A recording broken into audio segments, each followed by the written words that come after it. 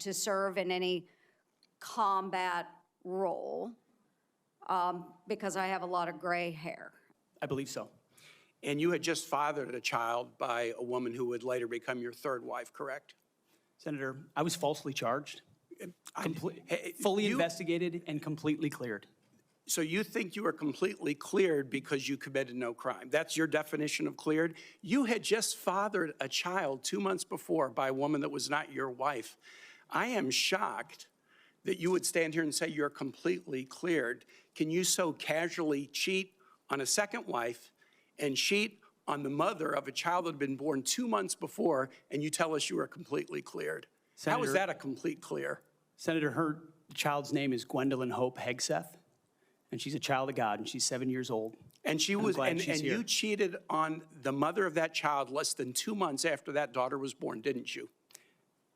Those were false charges. Well, it was fully investigated, and I was completely cleared. And I am so grateful for the marriage I have to this amazing woman behind me. You've admitted that you had sex at that hotel in October 2017. You said it was consensual, isn't that correct? Anything? You've admitted that it was consensual, and you were still married, and you just had a child by another woman.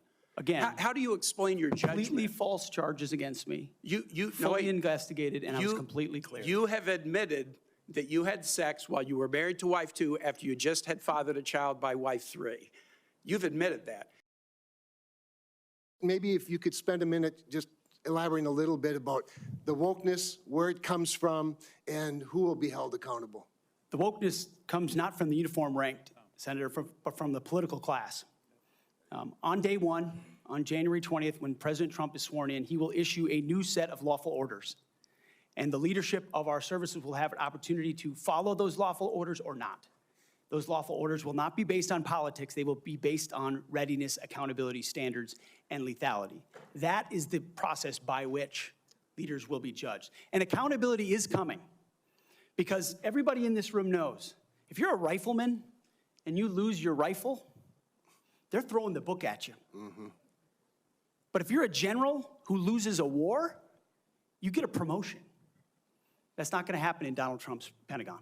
There will be real standards for success. Everyone from the top, from the most senior general to the most lowly private, will ensure that they're treated fairly, men and women, inside that system. What is the highest level of international security agreement that you have led? And can you name some that the Secretary of Defense would lead? There's 3 main ones.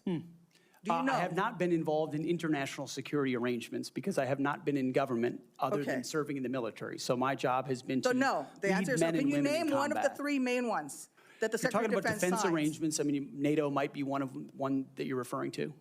Status of Forces Agreement would be one of them. Status of Forces Agreement. I've been a part of teaching about Status of Forces Agreements. But you don't remember to mention it? You're not qualified, Mr. Hegseth. You're not qualified. You talk about repairing our defense industrial complex. You're not qualified to that. You could do acquisition and cross-servicing agreements, which essentially are security agreements. You can't even mention that. You've done none of those. You talked about the Indo-Pacific a little bit, and I'm glad that you mentioned it. Can you name the importance of at least one of the nations in the ASEAN, and what type of agreement we have with at least one of those nations? And how many nations are in ASEAN, by the way? I couldn't tell you the exact amount of nations in that, but I know we have allies in South Korea and Japan and in AUKUS with Australia, trying to work on submarines with them. Mr. Hegseth, none of those countries are in ASEAN. Across. None of those 3 countries that you've mentioned are in ASEAN. I suggest you do a little homework before you prepare for these types of negotiations. Listen. I'm going to go through a few of them, and I just want you to tell me if these are true or false. Very simple. On Memorial Day 2014, at a CVA event in Virginia, you needed to be carried out of the event for being intoxicated. Senator, anonymous smears. Just true or false?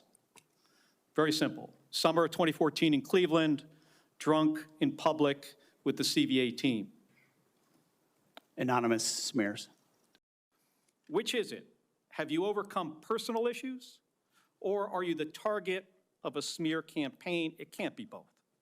It's clear to me that you're not being honest with us or the American people, because you know the truth would disqualify you from getting the job. Rules. We follow rules, but we don't need burdensome rules of engagement that make it impossible for us